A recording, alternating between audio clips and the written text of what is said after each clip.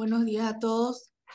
Muy buenos días. Buenos días, Rocío. Buenos días a todos los panelistas y anfitriones y por supuesto a todos los colegas de las regiones sanitarias que nos están escuchando.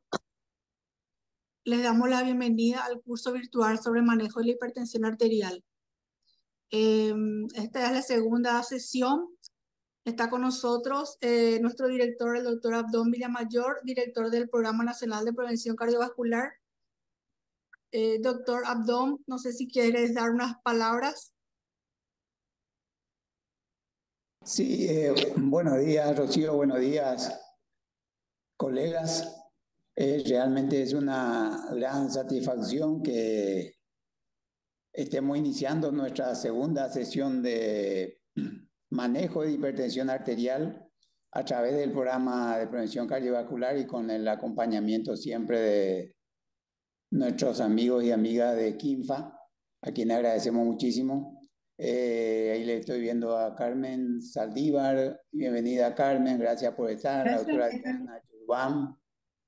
Y ahí está el querido colega Andrés de la Tercera Región Sanitaria, doctor Falcón, bienvenido. Buen día, Juli gracias doctor. Delgadillo, Graciela Irigoyen, gracias por siempre.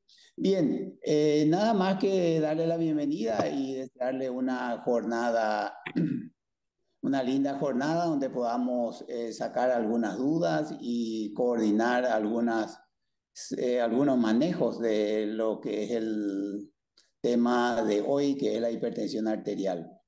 Nada más que eso, doctora Rocío, y adelante. Bueno, muchas gracias, doctor. Entonces, vamos a comenzar con esta sesión. Les recuerdo nomás que este es un curso que empezó hace 15 días y está preparado hasta el 27 de noviembre, donde todas las regiones sanitarias del país tendrán la oportunidad de presentar un caso clínico que será discutido con colegas de todas las sociedades científicas que nos están ayudando y nos están colaborando, a quienes agradecemos muchísimo. Hoy está con nosotros la tercera región sanitaria. Nuestros panelistas invitados de hoy son la doctora Diana Yuruam. Doctora Diana, muchas gracias por estar acá. Ella es la presidenta de la Sociedad Paraguaya de Medicina Familiar. La doctora Carmen Saldívar, que es miembro de la Sociedad Paraguaya de Cardiología. Y el doctor Jesús Falcón, presidente de la Sociedad Paraguaya de Medicina Interna. El doctor Manuel no pudo estar con nosotros en esta ocasión. Eh, Doctor Andrés, perdón, ahí puse mal tu nombre. Doctor Andrés, vos sos el coordinador de la tercera región. Y si querés, por favor, doctor, presentarle a tu equipo que es el que va a hablar hoy, a las doctoras Zulia, a la doctora Nara. Te dejo la palabra. Muchas gracias, doctor Andrés. Doctor Andrés. Buenas tardes, doctora Aparicio. Buenas tardes, queridos colegas, en la persona del doctor Abdón, que es nuestro director del programa de prevención cardiovascular, el doctor Jesús Falcón, un colega. Mis felicitaciones por haber asumido el compromiso con la Sociedad Paraguaya de Medicina Interna. Yo sé que en tus manos la medicina interna va a avanzar aún más en el Paraguay.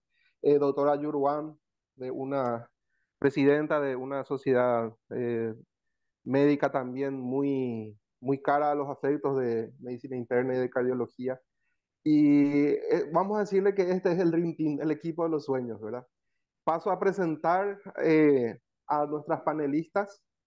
En primer lugar está la doctora Suyi Delgadillo. Ella es residente de segundo año de medicina familiar del Hospital Regional de Caacupé y acompañada con la doctora Nara Morel. Ella es residente de primer año de medicina familiar del Hospital Regional de Caacupé.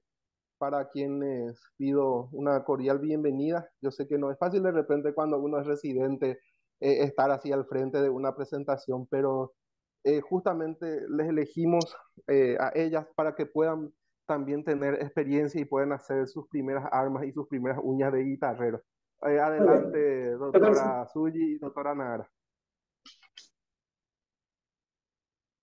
Buenos días para todos, estimados colegas. Es un honor estar con ustedes presente el día de hoy y bueno, sumar un poco una experiencia con ustedes. Buenos días también de mi parte. Yo me presento, soy Nara Morel. Entonces vamos a estar presentándole nuestro caso clínico y para después entrar a debate.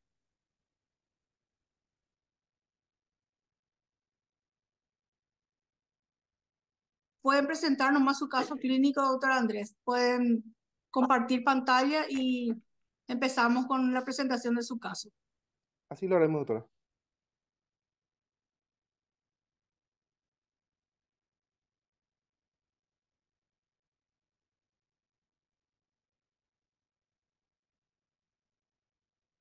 Si puedes poner en modo presentación, por favor. Pregunto, ¿se ve?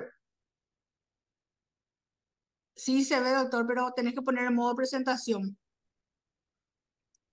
Ya pusieron, ahí está, ya pusieron. Ahí está, Probablemente, perfecto. Ahí se ve perfectamente, doctor. probablemente es el internet. Bueno, voy a silenciar mi micrófono para que las colegas puedan comenzar.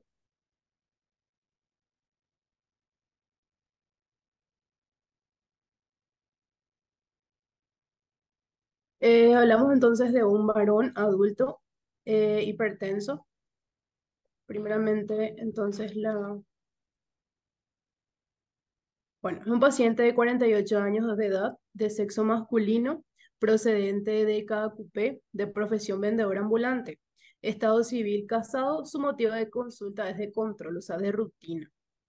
Antecedentes patológicos personales, es un paciente conocido hipertenso, diabético, hace más de un año, en tratamiento irregular con losartán 50 miligramos cada 12 horas y metformina 850 miligramos cada 24 horas. Antecedentes de la enfermedad actual, el paciente acude por cuadro prehospitalario de náuseas y dispepsia.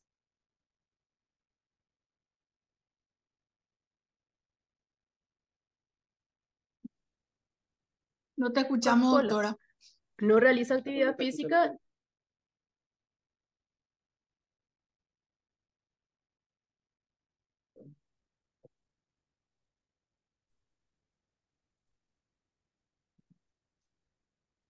Hola, estamos teniendo problemas con tu audio, doctora.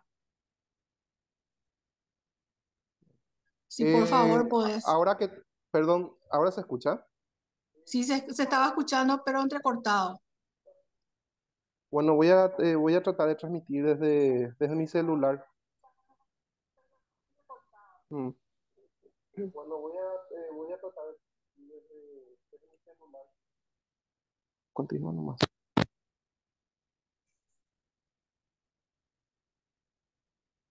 Bueno, voy a entonces empezar nuevamente con el caso clínico. Es un Sí, sí. paciente de edad Si podés 48 compartir tu pantalla, años, por favor, doctora. de sexo masculino, procedente de KQP, de profesión vendedor ambulante, estado civil casado. Su motivo de consulta es de rutina, o sea, de control. Sí, doctora, falta compartir tu pantalla. No se visualiza tu PowerPoint. Como antecedentes patológicos personales, es un paciente conocido hipertenso y diabético hace más de un año, en tratamiento irregular con losartán 50 miligramos cada 12 horas y metformina 850 miligramos cada 20. En cuanto a los antecedentes de la enfermedad actual, el paciente acude porque refiere náuseas y dispepsias relacionadas al consumo de su metformina. A su vez, la esposa menciona que el paciente es adicto a la chipa y a la Coca-Cola. No realiza actividad física ni sigue buen control higiénico dietario. Antecedentes remotos de la enfermedad actual, el paciente subió de peso aproximadamente 4 kilogramos en los últimos 3 meses. La esposa refiere también que deja de respirar y se ahoga por las noches desde hace aproximadamente 14 años. Bueno, en cuanto a antecedentes de la enfermedad actual, el paciente refiere náuseas y dispepsia relacionada al consumo de su metformina. La esposa también menciona que el paciente es adicto a la chipa y a la Coca-Cola, no realiza actividad física ni sigue buen control higiénico dietario. En cuanto a antecedentes remotos de la enfermedad actual, el paciente ha subido de peso aproximadamente 4 kilogramos en los últimos 3 meses y la esposa refiere también que deja de respirar y se ahoga por las noches desde hace 14 años aproximadamente. En cuanto a los signos vitales, el día de la consulta presentaba una PA de 140-100, los datos positivos al examen físico. Ujú, sí tiene, está activado.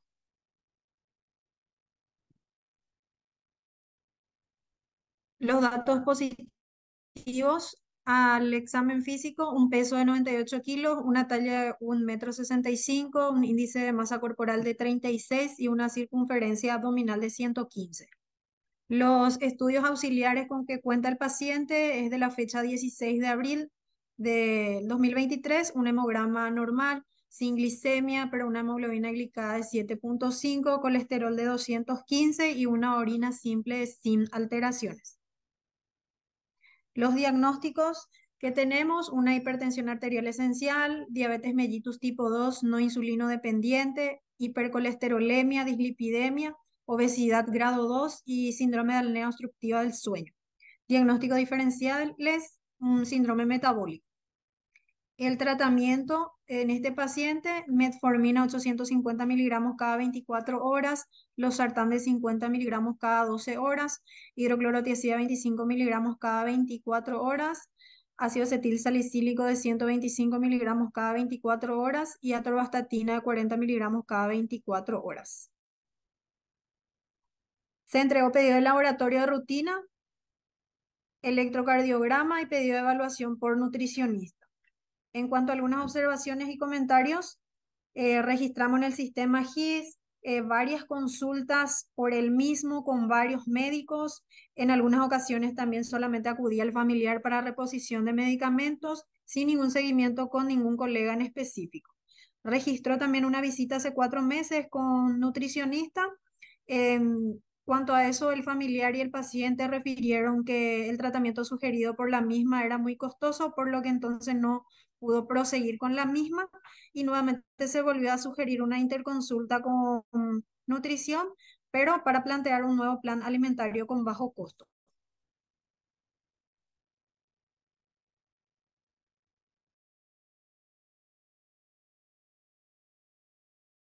Muchas gracias, doctora Suyi. Muchas gracias, doctora Nahara. Este es el caso clínico que planteamos.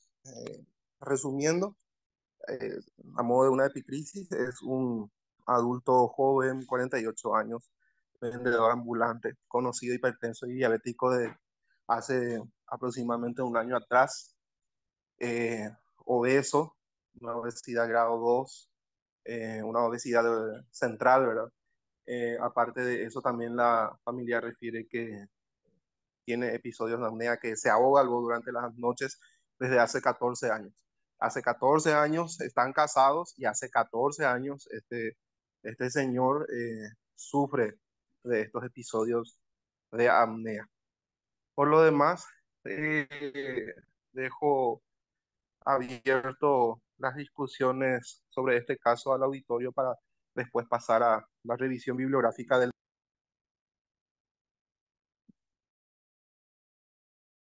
Bueno, no sé si quieren hacer alguna pregunta a los panelistas sobre el caso clínico, algún comentario, pregunta o lo que quieran discutir.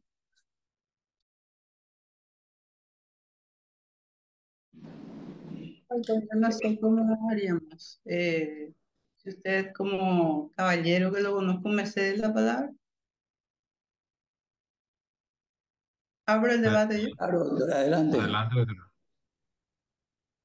Bien, la idea un poquito yo que entendí cómo que ir eh, evaluando un poquito nuestro proceso diagnóstico y terapéutico. Por ejemplo, en nuestros antecedentes en la enfermedad actual, el motivo de consulta, bueno, náuseas, dispepsia, ¿hay algo más al respecto que sería de valor? Porque las náuseas y dispepsias en un paciente de estas características, bueno, si es algo agudo, si está acudiendo con cuánto de HGT, si ya lo viene arrastrando, o por ahí vuelvo a insistir si vamos a ir ya a hipertenso diabético epigastralgia. Lo primero que te va a preguntar el cardiólogo es, wow, no tiene si es algo agudo, no tiene un infarto inferior. Entonces, un poquito la descripción de las náuseas y la dispepsia y la glicemia al momento, ¿acaso fue una descompensación glicémica?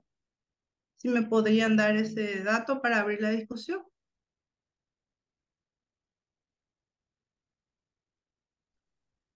¿Qué tal, doctora? Un placer ¿Qué tal? y para nosotros que tengas también esas dudas, porque este paciente realmente plantea muchas dudas. Partamos luego desde el punto de que este paciente en particular no tiene un seguimiento fijo con ningún colega. Él llega al mes y viene a buscar sus medicamentos. A veces ni siquiera él viene la familiar, ¿verdad? Con respecto a la glicemia, todos los datos que hemos sacado son del sistema GIS, no se registra ningún control de glicemia por laboratorio. Y en cuanto a glicemia capilar, hemos preguntado por qué no se está haciendo en preconsulta el control de la glicemia capilar y nos han respondido que se ven sobrepasados por la cantidad de pacientes que vienen a consultorio, ¿verdad? O sea, no hay un consultorio diferenciado netamente de diabetes, por ejemplo, en donde haya una preconsulta que sea solamente de hipertensión. Vienen a hacer preconsulta para todos los adultos y tienen su preconsulta los niños tienen aparte, ¿verdad? Eso es la única diferenciación. O sea, no hay una interconsulta no hay una preconsulta para el cardiólogo, no hay una preconsulta para el diabetólogo ni para el neumólogo. Todos vienen en un solo lugar, se hace toda la preconsulta. Eso es lo que ellos dicen, ¿verdad? Que por la cantidad de, de pacientes ya no les da el tiempo para poder hacer una hemoglobina glicada. Una glicemia, un hemoglucotés. Entiende, Doc, tranqui. La idea nomás es orientar, bueno, abrir ese pensamiento diabético, hipertenso, náuseas, vómitos, ops. Seguramente, como es un servicio diferenciado de adultos versus niños, imagino que va a haber una suerte de triage. Bueno, esto es para urgencia, esto es para no, ¿verdad? O tampoco contamos con eso. Un triage que nos diga, bueno, esto es para urgencia, vamos a hacerle un electro a ver si no tiene unidad ni inferior. No, este viene para su control de medicamento, para su control chequeo, ¿verdad? Y o su familiar, ¿verdad? Pero en algún momento no sé si se trató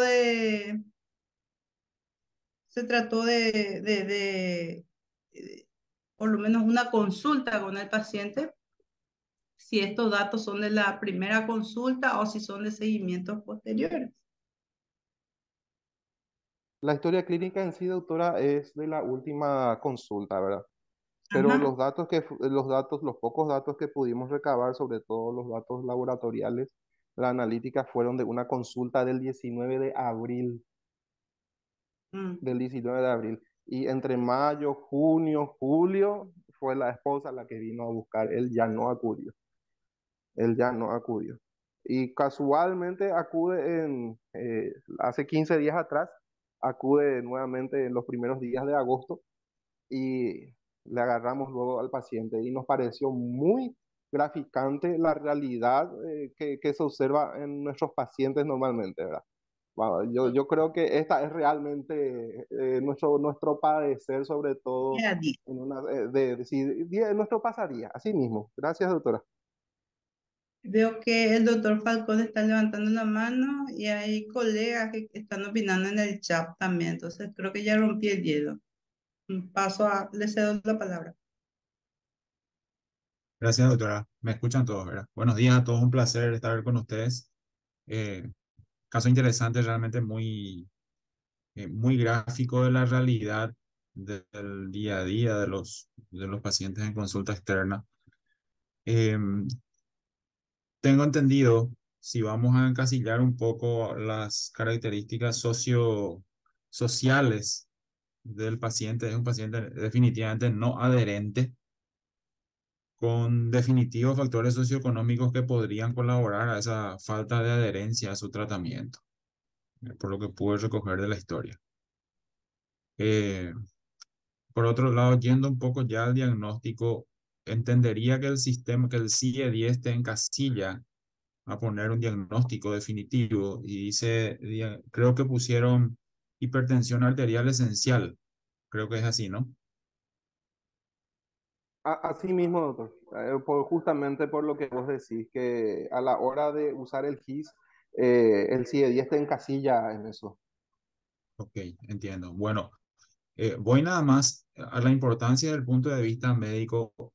Comprendo de que el sistema informático te guía hacia esa actividad, pero desde el punto de vista médico debemos ser un poco más pragmáticos y tratar de ponerle nombre, apellido, apodo de qué club es y qué cosas le gusta al paciente con hipertensión. ¿A qué me refiero? Estratificar, graduar el estadiaje de la hipertensión y estratificar.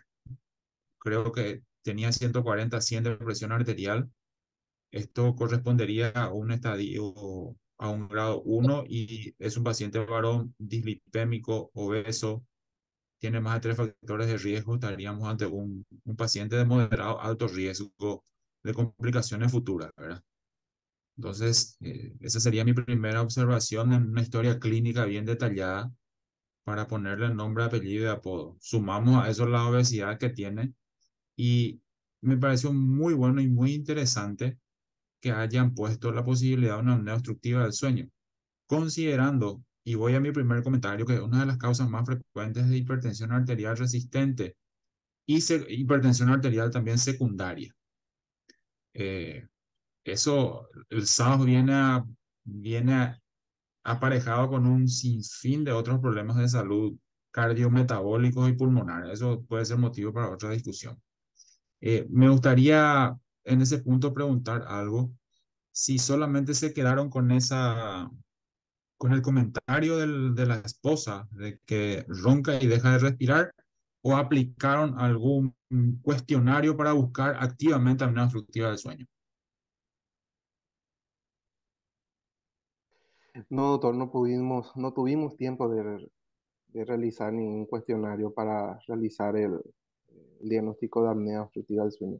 Pero sí, si vamos a hacer la ectoscopía del paciente, era un señor con cuello corto, un cuello grueso bastante importante. Eso, por ejemplo, ya nos da por lo menos ya nos da un puntito para nuestra escala. Y lo otro que es su obesidad central, ¿verdad? Lo que tal vez nos faltaría ahí sería un electro, un ecocardio y lo más importante para confirmar la polisonografía. Pero estamos hablando de un mundo ideal, doctor. No, les quiero recomendar usar el cuestionario conocido como, o sea, tiene un acrónimo, se llama Stop Bank, y es un cuestionario validado para búsqueda activa de apnea obstructiva del sueño. No necesita mayormente ningún medio auxiliar de diagnóstico, solo simples preguntas.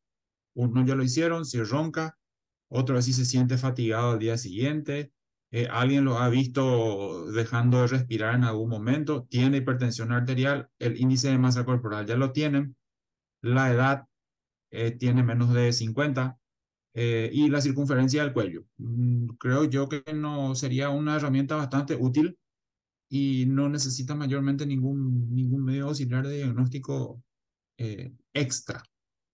Entonces, les recomiendo utilizar activamente este cuestionario StockBank que está realmente validado. Otra pregunta que tengo, doctor. ¿En qué condiciones realizan la toma de presión arterial cuando el paciente llega a la consulta? Si es que podrían así descarnadamente contarlo. Bueno, está bien, doctor. Me encanta también esa observación. El área de preconsulta normalmente es una pieza, ¿verdad? Compartida con el servicio de salud pública. O sea que todos los programas de hipertensión, diabetes, obesidad y demás comparten áreas. Una pieza grande y en donde en la puerta de la pieza el, está el tensiómetro y está la enfermera que está tomando y la encargada, la otra, le va dictando y va incluyendo, va anotando, va introduciendo los datos dentro del GIS, ¿verdad? y alrededor de la puerta todos los demás pacientes encimados. Ok. ¿Por qué hago esta Así, pregunta, doctor? Porque se describe inclusive hasta más de 50 errores en la toma de presión arterial. Yo creo que pareciera una tontería, pero debiéramos de insistir tanto en el entrenamiento de nuestro equipo de enfermería o equipo médico y en la calibración celosa de los instrumentos para la toma de presión arterial. Entonces, quisiera cerrar esta parte un poco para poder avanzar. Seguramente esto va a tener una dinámica de ponerle un mejor nombre a esta hipertensión, según sus cifras tensionales y los factores de riesgo que está teniendo este señor.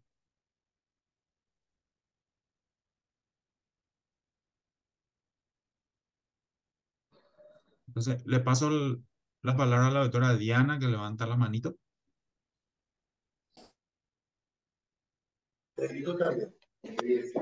Hola, buenos días. Realmente muy honrada de estar participando en este panel y realmente hay muchas reflexiones que surgen de este caso clínico que es bastante frecuente. Uno de los puntos es que yo creo que el síndrome metabólico en este caso no es un diagnóstico diferencial, sino que ya es un diagnóstico del paciente si consideramos que tiene obesidad, tiene hipertensión y tiene disglucemia. Otra situación que coincido con el doctor Falcón es el tema de la adherencia terapéutica que tenemos que lograr con el paciente. Y uno de los factores que me preocupa con este paciente es la cantidad de medicamentos que él mismo está recibiendo. Tiene de profesión vendedor ambulante y le estamos dando un diurético. No sé cuál es la justificación, por ejemplo, para que este paciente esté recibiendo aspirina. Tiene 49 años, no sabemos nada más de él, no tenemos un electroecocardio, no tenemos datos para que esté tomando aspirina y sigue siendo de riesgo por su ocupación laboral. También en este paciente me preocupa la administración de atorvastatina, incluso con un colesterol de 215, un colesterol total de 215, y no sabemos nosotros tampoco en qué condiciones fue tomado el paciente, tomada la muestra al paciente. Entonces estamos viendo que tenemos una circunstancia de una polimedicación que tenemos que ver, que sabemos que es causa de incumplimiento terapéutico cuando más medicación recibe el paciente y no tenemos nosotros una justificación real para todo. Algo que me parece importante con este paciente, además de hacerle el stop bank para certificar la presencia del SAOS, sería de tener un hepatograma del paciente junto con el hemograma y hacerle un FIB4 para poder ver si el paciente tiene un hígado graso. En caso de que tenga un hígado graso, con este índice de masa corporal de 36, ya no es una opción el estar consultando intermitentemente con un nutricionista, sino que es una indicación total la consulta con un nutricionista, dado que su riesgo de una esteatopatitis va a ser alta, considerando también su tipo de vida.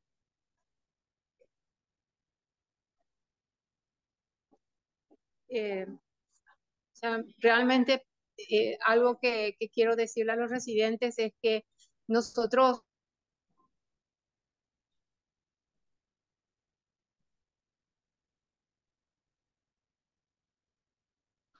Hola, doctora. Parece que se fue tu señal, doctora Diana.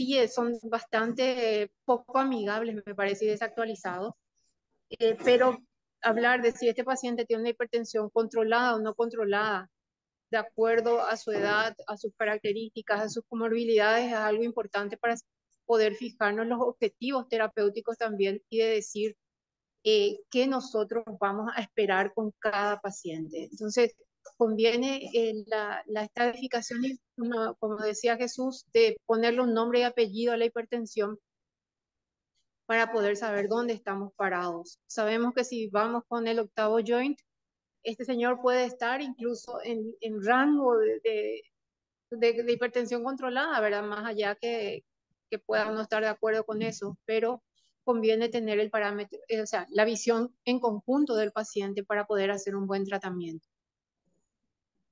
Hasta acá y sigo atenta. Gracias.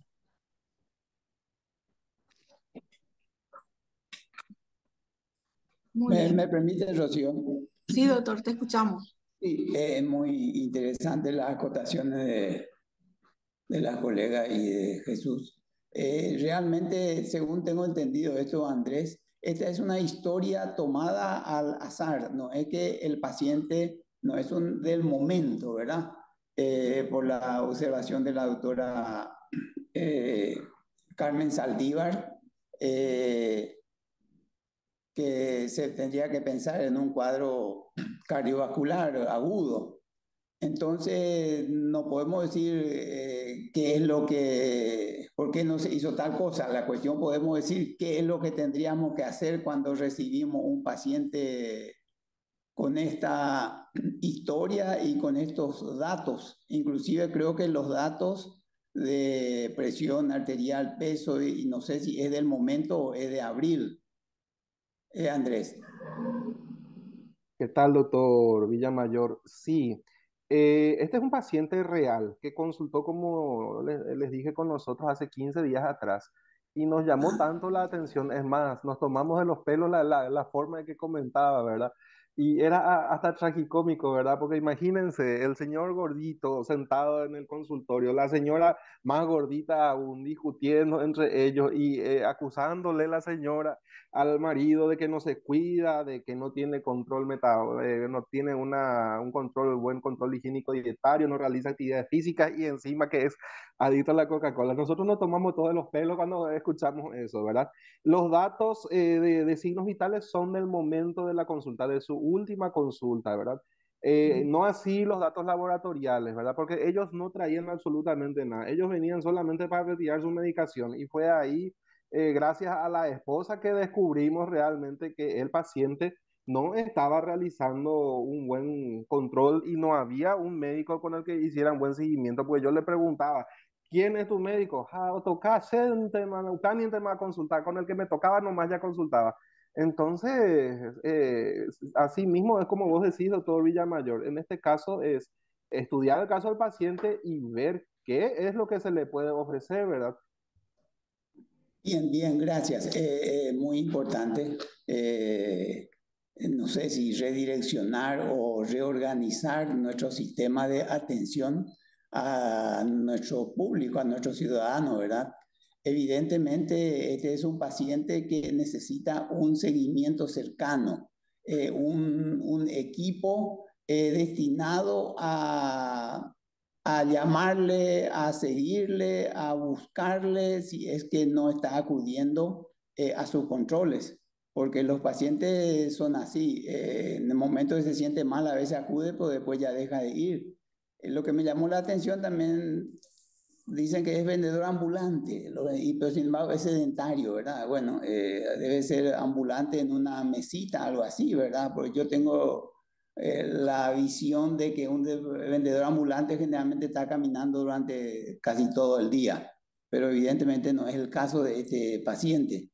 Este es un laboratorio de patología, este pobre señor, y podemos hablar mucho, podemos decir de escuchar que la señora, ellos se estaban peleando ahí, generalmente se le exige al que está consultando, pero el que está al lado, que también debería consultar porque prácticamente es la misma patología probablemente, sin embargo no toma como tal. Es un caso frecuente en nuestro país, frecuente, digamos, no solo en Caacupé, en Cordillera, sino en Asunción, en los alrededores.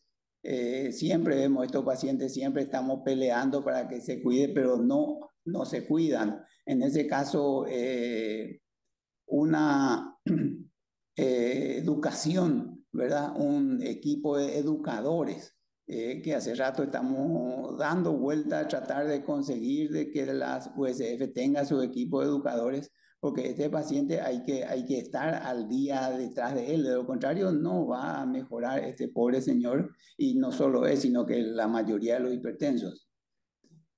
Gracias. Permiso, ¿se puede? Sí, adelante, doctora. Sí, bueno, hay muchas cosas interesantes realmente que saltan. En este caso estamos ahora entendiendo que probablemente sea uno de esos mesiteros, ¿verdad? Que rodean, me imagino en la plaza de Cacupé, ¿verdad? Que es un lugar donde están los vendedores ambulantes, pero como dice el doctor Villamayor, no se mueven mucho. Yo no sé el training que tiene cada uno, pero yo soy quiero compartir esto. Existe lo ideal, lo real y lo posible. Muchas veces lo posible es real. Por ejemplo, lo que se complementa en la historia clínica que aportó el doctor Falcón. Por ejemplo, el nombre y apellido. Hay un documento de junio de la Sociedad Europea de Cardiología, ¿sí? Avalada por la Sociedad de Hipertensión, donde hay nombre y apellido, no es solamente el grado. Por la diastólica tendría que ser un grado 2. Y también, aparte de darle un grado, jerarquiza la hipertensión porque ya estadifica en un estadio 1, 2 y 3. De por sí, con los datos que uno recibió en su primer correo, ya es un estadio 2 de la hipertensión. A fines prácticos, ¿para qué me sirve eso? Para que yo como médico pueda mañana, cuando venga este paciente, estratificar para objetivos. ¿Dónde tengo que llegar con este paciente? Y el costo es bajar la literatura y aplicar eso y ver cómo nos va. Si no funciona, seguramente en 4 años cada 4 años salen las guías. Pero esto sería el nombre y apellido que faltaría. En cuanto al uso de la aspirina, es una indicación 2B por el hecho de ser diabético nomás, porque en prevención primaria, bueno, el diabético es el que se beneficia todavía siempre que tenga una edad menor a 75 años. Para mayores de 75 años ya no hay, ya prácticamente es más importante la estatina, no por sus valores de LDL, sino por sus efectos pleiotrópicos, traducido por sus efectos, digamos que no dependientes del nivel de colesterol, efectos antiinflamatorios, nefroprotectores, de mejoramiento del funcionamiento endotelial y sigue una lista de bondades de la estatina. Pero, como dice la doctora Yurban, sin un hepatograma y un CK de base es un poquito arriesgado y hay que cuidar un poquito nuestra práctica médica de no pecar de querer cubrir todas las aristas y caer en una suerte, bueno, tiene una hepato, si bien podría tener un hígado graso que casi no altera, 10% de los casos altera un GOT, una GPT, que no sea que esto empeore o por lo menos que tengamos el registro inicial de no hay transaminitis con mi uso de estatina ni toque muscular y después lo vamos controlando. Y bueno, demasiado importante. ¿Saben dónde está el problema? El problema está en que tenemos tantos pacientes que no podemos invertir el suficiente tiempo para que el paciente entienda que esta prevención primaria que nosotros estamos comentando ahora le va a salir más barato a él y al Estado. ¿Por qué? Ahí ya me voy un poquito más adelante. Porque la prevención primaria, el paciente es como que no tiene una noción, no se quiere, vamos a decirle. Entonces, educar es el problema. Hacerle, como se usa tanto la palabra hoy en día, empoderarle, ¿sabes qué? Esto te va a salir más caro, comprar esta amlodipina en vez de la tiazida, te va a salir más caro. Después una internación por un infarto, por una CV o por que tengas que dializarte. Te va a salir más barato llegar a la caja de amlodipina.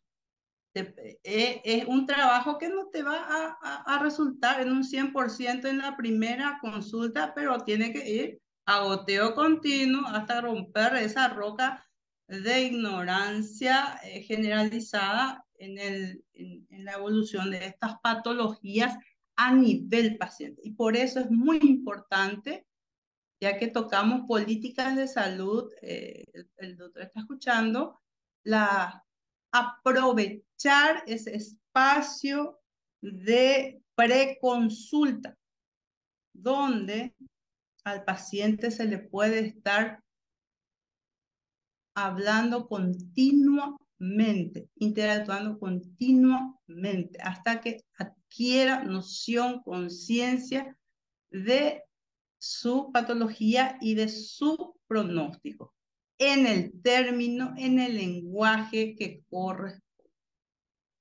Y bueno, que mucho, ya me cae. Bueno, excelente, doctora, tu aporte y a todos los panelistas. Doctor Andrés, no sé si puedes compartir la segunda parte. Vamos a ver un poquito tu actualización del tema que te tocó. Te dejo la palabra. Gracias, doctora. Vamos a hacer un paseo por la historia reciente de la hipertensión arterial. Vamos a comenzarlo con la embriología y vamos a ir recorriendo. Acá nuestras chicas van a poner el caso clínico y ya vamos a comenzar a leer.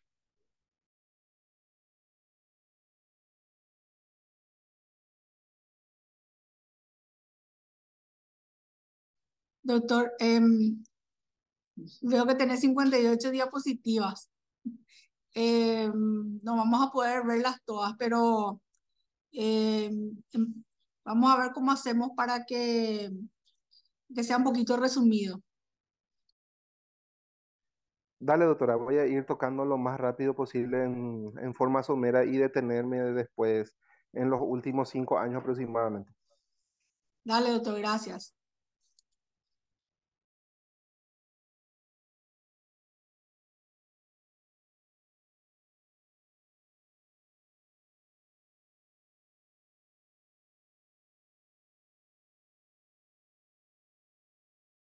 ¿Me escuchan? Hola, doctor, sí te escuchamos perfectamente. Perfecto. No hay reverberaciones ni nada por el estilo. No, Ok.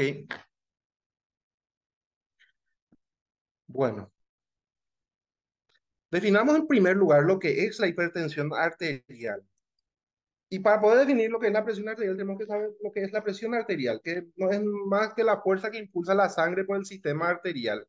Y la hipertensión arterial sería entonces la elevación de esa fuerza que obliga a la sangre a impulsarse por el sistema arterial.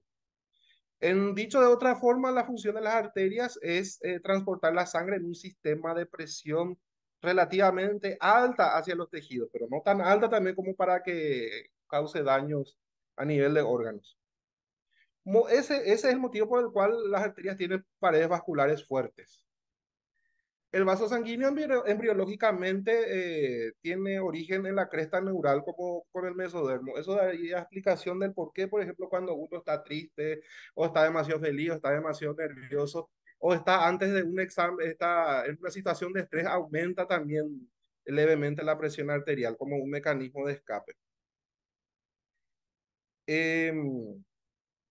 ¿Y dónde comienza todo en la fisiopatología de la hipertensión arterial? Básicamente en este punto, en la capacidad de las células endoteliales para hacer las veces de una barrera permeable selectiva.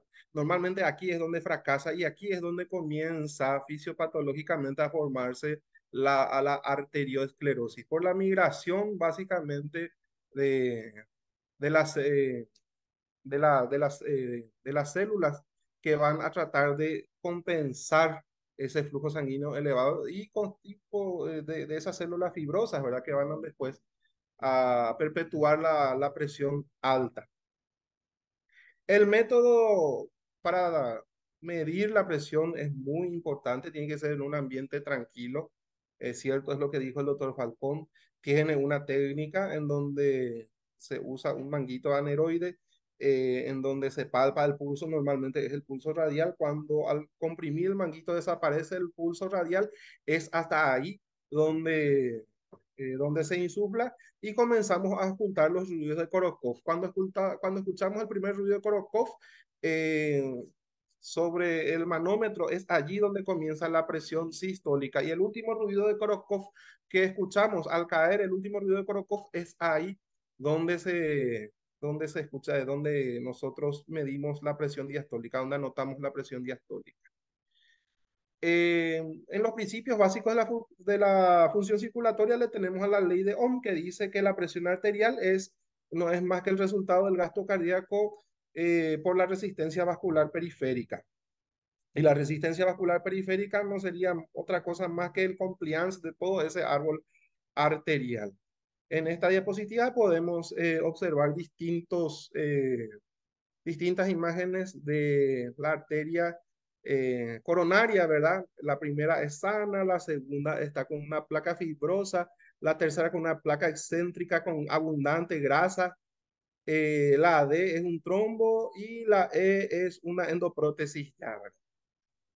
Siguiente, tenemos varios mecanismos de autorregulación de la presión arterial. Tenemos una regulación aguda que suele durar segundos a minutos, en donde entran a tallar mecanismos neuronales, entre ellos la actividad simpática y parasimpática. Ya habíamos explicado el tema de que cuando estamos muy nerviosos, estamos ante una situación de estrés, también puede subir la presión arterial. Y los mecanismos humorales, el famoso sistema renina-angiotensina-aldosterona que nosotros conocemos. Y también ante actividades físicas, el aumento de la adrenalina, la noradrenalina y la vasopresina. La regulación crónica que se ve en días, semanas y meses se debe gracias a la diuresis y sobre todo a la natriuresis por presión. Y por supuesto también la regulación crónica que se ve en meses y diría años es el efecto directo sobre el gasto cardíaco y la resistencia vascular periférica. Sabemos bien que conforme vamos avanzando en edad, aumenta la arteriosclerosis y por supuesto aumenta la resistencia vascular periférica, por ende aumenta la presión arterial. También hay otros factores modificables como la obesidad, la diabetes, la dislipidemia, el uso de drogas, el consumo de sal, algunos medicamentos, el estilo de vida y otras comorbilidades. Para recordar lo que en una persona normal, que la presión arterial a nivel del aparato yuxtaglomerular se encuentra los sensores de presión arterial. Entonces, cuando aumenta la presión arterial, la angiotensina 1 se libera renina y la angiotensina 1 a nivel pulmonar se convierte en angiotensina 2. El angiotensina 2 es uno de los vasoconstrictores más potentes que se conocen y a su vez hacen que haya retención de agua y sal y por supuesto aumento de la presión arterial. Cuando aumenta demasiado, vamos a la inversa. Disminuye la renina, disminuye el aumento de la presión arterial y eso causa una vasorelajación. Y también, por supuesto, mejora el filtrado glomerular para que se elimine tanto la sal como el agua en exceso. La línea verde que pueden ver es lo que acabamos de describir. Pero ¿qué pasa cuando el paciente comienza a tener hipertensión arterial? La acción de la angiotensina 2 hace que se eleven por encima valores normales y es ahí en donde nosotros solemos dar el primero de los y más noble de nuestros medicamentos, que es el inhibidor de la enzima convertidora de angiotensina, el famoso enalapril. Vayamos ahora a los factores de riesgo para la hipertensión arterial. Tenemos dos grupos grandes de factores de riesgo. Están los factores modificables como el consumo elevado de sal. En algunas guías decían 6 gramos por día máximo. Hoy en día ya es menos de 3. Vamos a ir viendo eso. El consumo excesivo de alcohol, obesidad y el SAOS que estábamos hablando recién. Y los factores no modificables, antecedentes familiares. Bueno, no quiere decir que porque mi mamá y mi papá son hipertensos yo voy a ser, pero sí tengo un alto riesgo de ser hipertenso. Entonces en esas personas que tienen familias, donde tienen antecedentes familiares de hipertensión, tienen que cuidarse aún más, hay que prevenir en esos. En la edad, el sexo, sabemos bien que los varones tienden a ser más hipertensos que las mujeres, hasta que viene el climaterio en la mujer y es ahí donde se equipara, y me arriesgaría a decir que inclusive es mucho peor en la mujer ya postmenopáusica la hipertensión. La raza también tiene mucho que ver. Los antecedentes de lesiones o patologías cardiovasculares son factores de riesgo también asociados para la hipertensión arterial. Y el síndrome metabólico, a pesar de que hay algunos factores que se pueden modificar, el síndrome metabólico de por sí ya es un factor de riesgo para la hipertensión arterial. Clásicamente, la hipertensión arterial se divide en hipertensión arterial estadio 1, primaria o esencial, y hipertensión arterial secundaria. La hipertensión arterial primaria, la esencial, está constituida básicamente por más del 90% de nuestros pacientes hipertensos, pero queda un 10% que normalmente no solemos pensar que podría ser secundaria, por ejemplo, de causas genéticas, el hiperaldosteronismo primario, una enfermedad renal crónica, puede ser la causa misma de la hipertensión o puede ser ya la consecuencia, una estenosis de la arteria renal, una enfermedad de Cushing o un síndrome de Cushing, un feocromocitoma, una coartación de aorta. Hipertensión asociada al embarazo. Estamos viendo muchas hipertensas que están debutando durante el embarazo. Y otras causas más, otras misceláneas como el hipertiroidismo, el propio hipotiroidismo, la acromegalia, uso de anticonceptivos orales, la hipertensión endocraniana, uso de drogas y otros medicamentos, alcoholismo y por supuesto las SAOS. Otra vez aparece. Voy a pasar esto en aras del tiempo. Aquí hicimos un pequeño resumen de la farmacoterapia que tenemos actualmente. Fármacos para crisis hipertensivas, ¿verdad? Tenemos aquellos que vasodilatan directamente con los derivados del óxido nítrico y tenemos también el enalaprilato y el labetalol, que vamos a ver cuáles son sus contraindicaciones posteriormente, con sus indicaciones y contraindicaciones. Estadísticas de la hipertensión arterial. A nivel global, la hipertensión arterial es el principal factor de riesgo cardiovascular para muerte y disabilidad en el mundo, o sea, discapacidad física, vamos a decirle. La inactividad física, el sobrepeso y el consumo excesivo de alcohol son los factores de riesgo relacionados con la hipertensión arterial. Y aquí faltó de la diapositiva el consumo excesivo de sal. Más del 50% de la población tienen una presión arterial o sea, menos del 50%, mejor dicho, de la población tiene una presión arterial ideal, entre 110 y 130 aproximadamente. Y más del 20% de la población mundial es hipertensa. 4 de cada 10 adultos mayores de 25 años ya son hipertensos. 1 de cada 5 personas tienen prehipertensión, ¿verdad? Y aproximadamente 17 millones de muertes al año son debidas a enfermedades cardiovasculares, de los cuales se dividen un 45% en cardiopatías de origen isquémico y el otro 51% en accidente cerebrovascular. Ya hablamos de los factores de riesgo, la dieta no saludable, inactividad física, consumo excesivo de sal, y acá también se agrega el tabaco. Y lo que estábamos hablando recién, las intervenciones clínicas normalmente no se aplican de forma sistemática, ni en los países desarrollados, mucho menos en los países en vías de desarrollo. Ahora bien, ¿cómo andamos en casa? En Paraguay, según los estudios que agarremos, los antiguos estudios del Hospital de Clínicas hasta el último MM22, ¿verdad? Todavía no tenemos resultado del 23, habla de 35 a 48% de la población adulta mayor a 18 años con hipertensión arterial. Y a nivel más local, aún Cordillera tiene aproximadamente más de 24.000 pacientes hipertensos que siguen regularmente su tratamiento. O sea que un 10% de la población adulta mayor de 15 años nomás, o sea, un 10% nomás sigue su tratamiento regular. Y el otro 30%, el otro más del 30%, ahí es donde cae nuestro paciente. Medicina basada en las evidencias. El séptimo joint, que es un antiguo documento del año 2003, clasificaba a la hipertensión arterial en clasificar la hipertensión arterial en estadio 1 y estadio 2. Estadio 1 por encima de 140 la sistólica y 90 la diastólica, y estadio 2 por encima de 160 a 100. También establecía objetivos para el tratamiento de la hipertensión arterial. Si no había complicaciones asociadas, se comenzaba con actividades físicas. Si no se llegaba al objetivo de PA por debajo de 140-90, ahí es donde se recomendaba recién la medicación. Considerar, decía luego, considerar IECA, ARA2 y diuréticos en casi todos. Y en el estadio 2, en casi todos ya recomendaba el uso de 2 fármacos. Y cuando había complicaciones asociadas, una combinación de IECA, ARA2, beta bloqueantes, según la necesidad.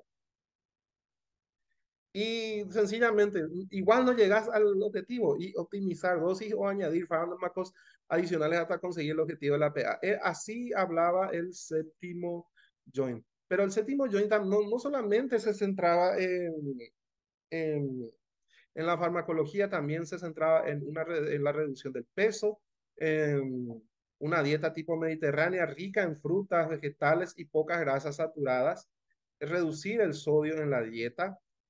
Aquí era que hablaba menos de 6 gramos de sodio, realizar actividades físicas al menos 30 minutos todos los días de la semana o casi todos los días de la semana. Y por supuesto el consumo moderado del alcohol. Los beneficios en ese entonces decía que el manejo de la hipertensión arterial disminuía en un 35 a 40% la incidencia de ictus y 20 a 25% la incidencia de IAM. Inclusive había algunos estudios como el Rescata-CEST que hablaba de hasta un 75% y el Action que hablaba de hasta un 79%. Por supuesto, el beneficio también del buen manejo de la hipertensión arterial es que vemos una disminución de más del 50% en la aparición de insuficiencias cardíacas. Y lo más importante, yo creo que si tenemos un buen manejo de la hipertensión arterial, se resume en esto, que evitamos daños en órganos diana en una relación 9-11, o sea que de cada 11 hipertensos a 9 le estamos protegiendo si es que le realizamos un buen manejo de su hipertensión. Posteriormente, en el año 2014, viene el octavo joint, ¿verdad? En donde comenzó a establecerse algunas pautas para poblaciones específicas, ¿verdad? En aquellos adultos mayores de 60 años, ellos decían que nuestra cifra meta de hipertensión arterial era por debajo de 150-90. También hablaba de poblaciones de afrodescendientes, hablaba también de pacientes con patologías renales y también con patología renal, perdón, y pacientes diabéticos. En ese sentido, el octavo joint no descartó la definición del séptimo joint, al contrario, dice que continúa siendo razonable. Lo interesante es que habla, por ejemplo, ya dijimos en los adultos mayores, también habla en los diabéticos que tiene que ser por debajo de 140-90 la presión arterial, con los individuos de raza negra que no funcionan bien los IECA y los ARA2, entonces sugerían incluir bloqueantes de canal de calcio y un diurético tiacídico. Y también en el tratamiento inicial de los pacientes con enfermedad renal crónica debería de incluir un IECA, por lo menos a dosis baja por el efecto nefroprotector que tiene al inicio, ¿verdad? Este es el resumen del que estábamos hablando. El octavo joint, la estrategia del tratamiento es muy similar al séptimo joint, por eso vamos a seguir pasando. En el año 2015, el consenso paraguayo de hipertensión arterial, tenemos a uno de los autores aquí presentes, comienza a dar también pautas para la hipertensión arterial en ciertas situaciones, por ejemplo, hipertensión arterial con hipertrofia ventricular, por ejemplo, una cardiopatía hipertensiva, habla de que se recomienda usar IECA, ARA2 y antagonistas de calcio, por ejemplo. Y así paulatinamente, sucesivamente. Es un documento que sigue vigente para Paraguay al menos. El American Heart Association y el American College of Cardiology en el año 2017 comienzan a sacar también sus guías. Ellos comienzan a ser mucho más estrictos en el manejo de la hipertensión arterial. Inclusive dicen que la hipertensión por encima de 130, 80 ya en el estadio 1 y el estadio 2 es 140-90. Así que en ese sentido la doctora Saldívar tiene razón, ¿verdad? Que si vamos a tomar las guías AJA, por ejemplo, ya estaríamos en un estadio 2. Y en lo bueno lo que yo quiero destacar de las guías AJA del año 2017 es que recomienda hacer un despistaje, una hipertensión arterial esencial versus una hipertensión arterial secundaria. ¿En dónde estamos? ¿Es esencial puramente o hay alguna otra enfermedad de base que la está causando? Y por cierto, el manejo de los factores de riesgo cardiovascular, como el tabaquismo, la diabetes, la obesidad, el sobrepeso, la dislipidemia, la inactividad física y una dieta no saludable. Esos son nuestros pilares eh, fundamentales sobre los cuales se sustenta el manejo de la hipertensión arterial hoy en día, ¿verdad? Em, Optimizar la medición de la presión arterial, bien lo dijo el doctor Falcón, fantástico. Nosotros lo solemos tomar, no lo solemos tomar muy en serio, pero imagínense, las guías AJA ya lo estaban diciendo. Iniciar, por supuesto, un tratamiento multifactorial y farmacológico ya con cifras por encima de 130-80 para personas con riesgo cardiovascular mayor al, eh, mayor al 10% para los próximos 10 años. Doctor, discúlpame que te Sí, interrumpa. En particular, lo que queremos ver es en este paciente, no sé si tenés un poquito más adelante que exactamente que ustedes proponen para el tratamiento ideal. En sí, este paciente en particular, si podrías, por favor, en honor al tiempo, bueno, decirnos su opinión. sí, doctora. No sé cuántos minutos me quedan para poder pasar a eso directamente. Y 5 por ahí, Doc. Bueno, voy a tratar de pasar a lo último entonces. También una forma rápida de realizar, de calcular riesgo cardiovascular, hoy en día que tenemos la tecnología, son por las calculadoras de riesgo cardiovascular. Las guías europeas también sacaron o sea, la Sociedad Europea de Cardiología también sacó sus guías en donde también se establecen inclusive los factores de riesgo. En nuestro paciente estaría aproximadamente en un riesgo, sí, riesgo moderado alto ya, así como lo habíamos catalogado. Hablamos de hipertensión y diabetes y en pacientes mayores. Estos serían las metas hasta el 2020, lo observaron las guías, ¿verdad? Lo esencial sería reducir en este paciente su PA en 20 milímetros de mercurio la sistólica y 10 la diastólica. O sea que este señor tendría que tener por lo menos un 120-80 para la próxima consulta, por lo menos, por lo menos. Si logramos que baje por debajo de 130, sería óptimo, pero lo esencial es que tengámosle ya, o sea, lo óptimo sería que ya le tengamos por debajo de 120-80. Y por supuesto, las recomendaciones serían reducir la polifarmacia. Dios quiera, el ministerio pueda tener una unipíldora en donde tenga 2 o más medicamentos para mejorar la adherencia del tratamiento. Vincular la terapéutica con los hábitos diarios de este paciente. Proporcionar una retroalimentación del cumplimiento terapéutico a los pacientes en el caso de formar clubs de hipertensos, ¿verdad? Para que se apoyen entre ellos, grupos de trabajo entre ellos. Yo creo que sería una estrategia más para atención primaria de salud, no para el hospital regional de Caacupé, aunque sería interesante también que en nuestros hospitales distritales y regionales esté inserto una unidad de salud familiar que se encargue netamente de hacer esto, ¿verdad? Eso es por lo demás. Bueno, yo tenía muchísimo preparado para hablar, pero en honor al tiempo, como dicen, y el Ministerio de Salud está actualizando las guías del año 2015. Me comenta el doctor Villamayor que esto todavía no está aprobado, pero les quiero adelantar, darles un vistazo al futuro, por lo menos. Y conclusión, las estrategias de tratamiento siguen siendo encabezadas por las medidas higiénico-dietarias y manejo del riesgo cardiovascular. Todas las guías desde el año 2003 para aquí se enfatizan en esto. Y el tratamiento farmacológico sugerido de entrada es el de 2 antihipertensivos a bajas dosis. No esperar a alcanzar una dosis máxima de un antihipertensivo como monodroga para iniciar el segundo.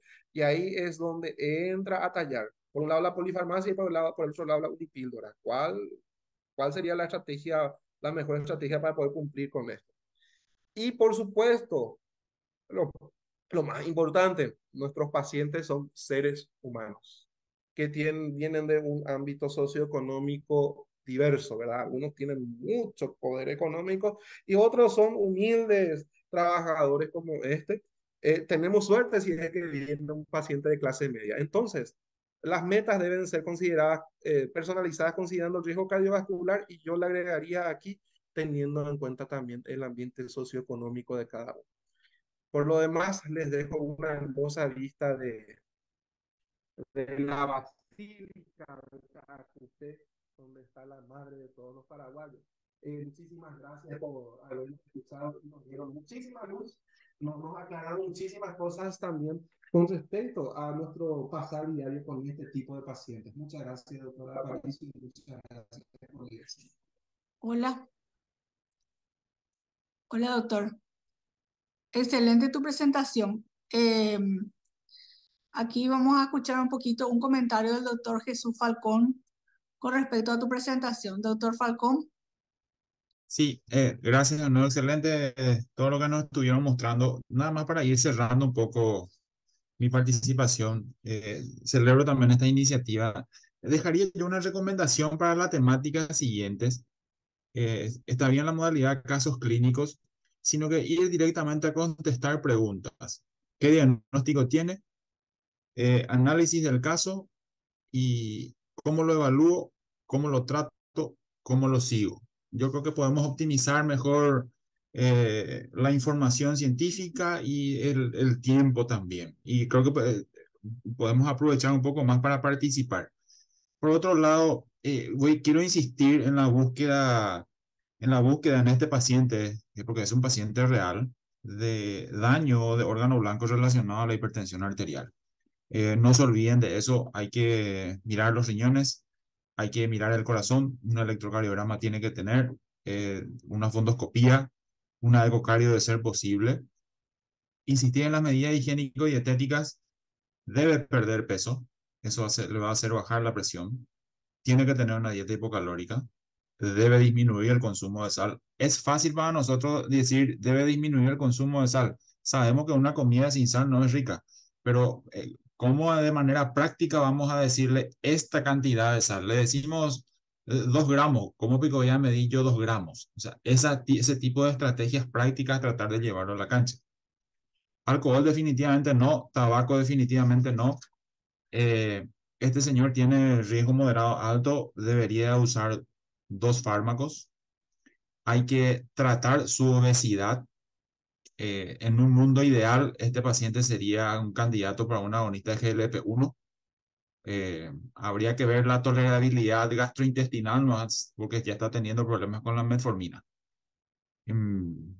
Y en cuanto a la doble terapia para la hipertensión arterial, de ser posible, es una monopíldora, porque ya, como dijo en un principio la doctora Diana, tiene varios fármacos encima. Y si tenemos un fármaco, hay 79% de adherencia. Si tenemos 2, ya baja a 69. Si tenemos 4, ya baja a menos de 50% de adherencia. Entonces, de ser posible en un solo fármaco. Muchísimo que hablar de hipertensión arterial. De vuelta, gracias por permitirme participar con ustedes. Eh, bueno, estoy atento para cualquier nueva invitación. Gracias, doctor. Doctora Carmen, no sé si querés hacer algún comentario.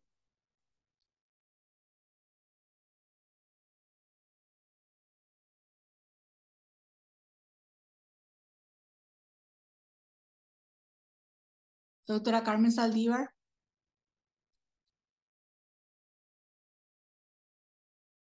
Hola, ¿me escucha? ¿Me Sí, te escuchan? escuchamos, doctor. Ahora te Sí, escuchamos, sí.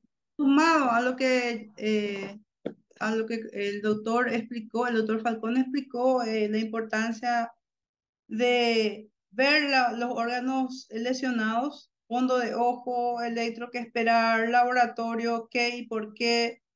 Esta guía de la Sociedad Europea del 20-23 de junio vamos a gestionar, si la doctora lo permite, la doctora Aparicio, a través de ella, ¿verdad? están pidiendo los colegas a través de mail que se les envíe. Entonces hay algunos pequeños detalles que hay que considerar. De hecho, si encontramos una enfermedad establecida, que está bien definida en esa nueva guía, ya pasaría a un estadio 3. Ojo, estoy hablando de estadio 1, 2, 3, no estoy hablando de grado 1, 2, 3, ni de hipertensión. Es una suerte de ordenada. En la ordenada estarían los estadios y en la abscisa los grados, ¿verdad? Y de la interacción de eso tendríamos el riesgo y del riesgo partiríamos a los en busca de objetivos. Doctora Rocío, yo podría facilitarle ese documento y usted hacer la distribución. Sí, claro que sí, doctora, le vamos a agradecer muchísimo. Es lo que nada más y no está nunca de más apoyar y agradecer a los que están invirtiendo su tiempo en su formación en pro de sus pacientes y estamos acá para aportar en la medida de nuestras posibilidades. Muchas gracias por tenerme en cuenta. Gracias, doctora. Doctora Abdom, no sé si quieres hacer algún comentario final. Sí, Rocío, agradecerle a los colegas que participaron como panelistas, al doctor Andrés López y las colegas que presentaron el caso, un caso sumamente común en nuestro medio, lamentablemente, ¿verdad? Y acá el objetivo del programa y de la Dirección de Vigilancia de Enfermedades No Transmisibles es sobre todo insistir en la educación del paciente. Nosotros creemos que no tenemos un departamento o por lo menos una persona encargada y lógicamente capacitada para la educación de los pacientes. Poco avanzamos en el tratamiento. Lamentablemente, los colegas tenemos muchos pacientes a veces en los consultorios y prácticamente no invertimos y no podemos invertir 30 minutos hablando de educación solamente. Entonces, eso se tiene que hacer en forma grupal. Y lo que el doctor Falcón mencionó, la preconsulta. Muchas de las preconsultas funcionan en un pasillo o en una sala donde hay otras actividades y lógicamente que para el control de la presión necesitamos un ambiente por lo menos tranquilo, un ambiente adecuado, pero es demasiado importante y lógicamente la capacitación de las compañeras de trabajo de las licenciadas, que son las que hoy día controlan la presión arterial, porque los colegas médicos ya no acostumbran a controlar la presión arterial de su paciente en la sala, en el consultorio. Entonces, creo que hay que insistir mucho en la capacitación, está en nuestros planes insistir y ver la posibilidad de mejorar el espacio físico de la preconsulta. Las polipíldoras, eso no es la intención de nuestro Rocío, o que está en el programa, y le digo a los colegas, ver la posibilidad en el Bademecum del Ministerio de Salud no existe polipíldora, pero incluso es más barato, así que está en nuestro ánimo tratar de conseguir introducir en el Bademecum del Ministerio de Salud por lo menos una o dos drogas como polipíldora, ¿verdad? Una asociación de amlodipina con uno de los ARA2 o IECA.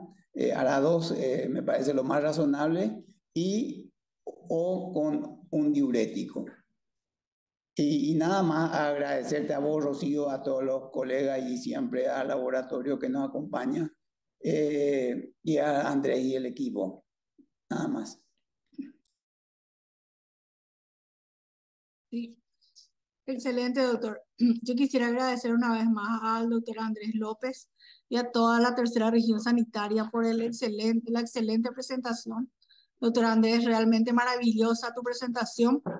Me encanta que me vas a pasar y después vamos a ver cómo haremos para pasar a los colegas todo ese trabajo tan lindo que hiciste. Lastimosamente por el tiempo no pudimos ver todo, pero fue excelente, está tu compilado. Agradecer también a Kinfa, por supuesto que gracias a ellos estamos hoy acá, a Graciela y a Joel que están atrás, que siempre nos están apoyando en todo acá. Gracias a ellos estamos llegando a ustedes, ellos nos proveen de todo el sistema informático, los links llegan a ustedes gracias a Kinfa. Y muchísimas gracias, por supuesto, a nuestros panelistas, al doctor Falcón, a la doctora Carmen y a la doctora Yuruam por estar con nosotros hoy acá. Y les vamos a seguir invitando para futuras sesiones. Me despido de ustedes deseándoles una buena tarde y muchísimas gracias sobre todo a todos los que estuvieron con nosotros, más de 250 personas, colegas de todo el país que se unieron. Así que muchísimas gracias y nos vemos dentro de 15 días. Continuamos con la quinta y sexta región sanitaria. Que tengan todos buenas tardes y hasta luego. Excelente, gracias. Chao, chao. Chao, chao, Gracias, hasta hasta luego. luego a Hasta esta todos. jornada a todos. Gracias.